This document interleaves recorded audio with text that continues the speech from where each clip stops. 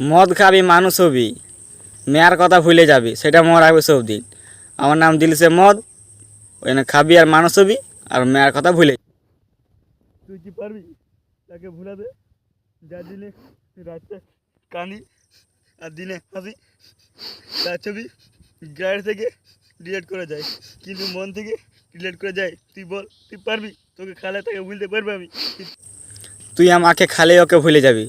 তুই আমাকে খা, কারণ আমার নাম দিলসে মদ। যে খাই সেই ভুলে যাবে সব কিছু।